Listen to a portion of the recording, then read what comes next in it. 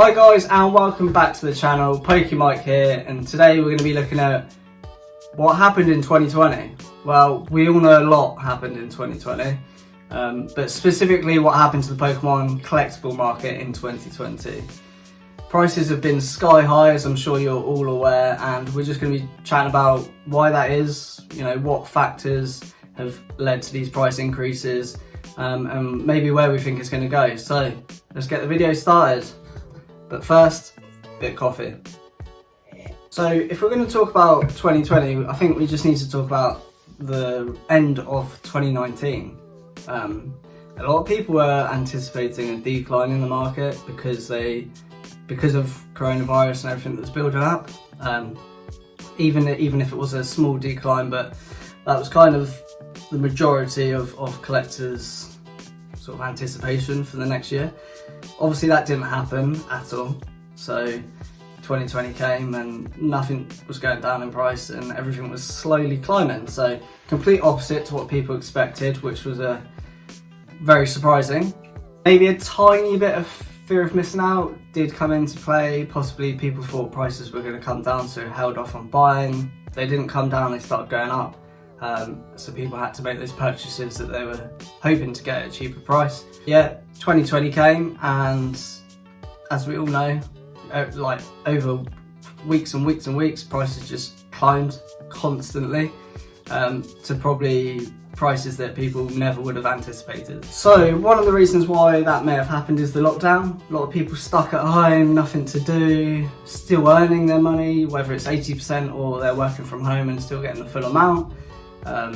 So they could have easily got back into the hobby from possibly watching some popular YouTube channels. They could have found their old collection in the loft and been looking into it, or they could have been a collector previously, and with all that spare time they've just got back into the hobby. So another reason will be a lot of people had more disposable income. So collectors that were already spending £100 a month, they've now got £300 because they're not commuting to work, they're not paying for fuel, they're not eating out, they're not doing all these things that they would have otherwise been spending their money on.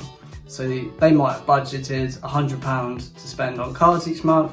They've now got £200-300. So their money that's going into the collectible market has doubled or tripled, and that would have happened to a lot of people, a lot of collectors. The last few years the prices have actually been sideways for a lot of the first edition PSA graded cards, the WotC sets.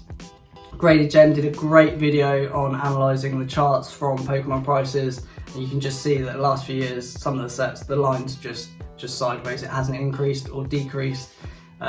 So maybe you could argue that this price increase has been overdue. Maybe it would have been more stable had it slowly increased, but it's one to think about. So another reason is that PSA was completely shut when the lockdown happened over there.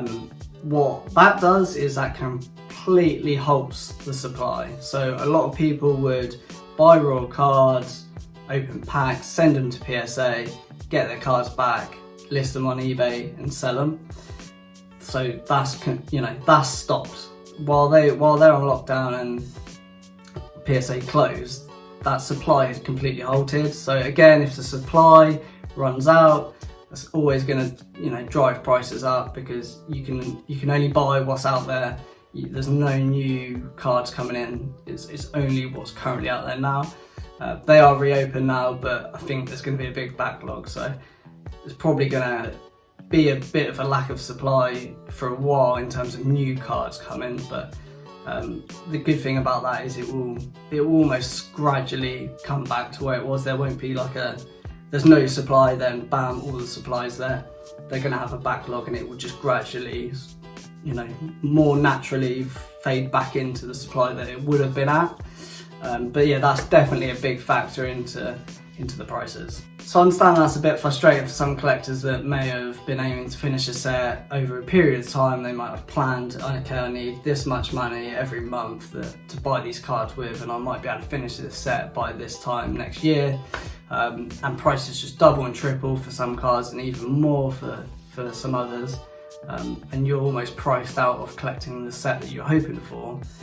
Obviously that's going to be frustrating. You know, you can't really plan or expect a price to do that in a month. But I think that there's one thing to take away, which is you can still collect the set, you just have to adapt to what's happened. So yeah, prices have gone super high and you can't afford it. The simple solution is just drop your grade that you're going for. Maybe you're collecting 9s and now you're going to have to collect 8s. Maybe you're collecting first editions and you're going to have to drop to the unlimited sets. But at the end of the day, we're collecting the artwork. The artwork's exactly the same. You still have exactly the same card. Grade is just a number we put importance on in our own heads, and you know, you're putting the grade over owning the card at all, which is crazy if you think about it. The artwork's the same, it's the same card, it's just slightly different, slightly better grade when it got sent off. A 10 is always going to be better than a 9, a 9 is always going to be better than an 8, but having the card in the first place is better than not having the card at all. There's a lot of people getting stressed out and upset over the fact that they can't finish the collection and they want to exit the hobby. Just change your goals. Like, you can still get the same card. You can still get exactly the same cards, cheaper. If you go raw, if you go a grade down, if you go to unlimited, there's ways to collect it, and we're collecting for the artwork, we're collecting for the cards, so let's not forget that. As always guys, thanks for watching, really appreciate it. Don't forget to like, subscribe. If you disagree with anything I said, feel free to drop it in the comments. I love talking about this, I love getting different perspectives. Or if you agree, or even if you think I missed something out, just you know, message me, drop it in the comments. I love chatting about it. My next video is probably going to be about some things that I've purchased in 2020. We're going to look at what I've bought, maybe analyse the prices as to what I paid and what they are now, just to see how much certain cards, certain products have increased. So see you in the next video guys, take care.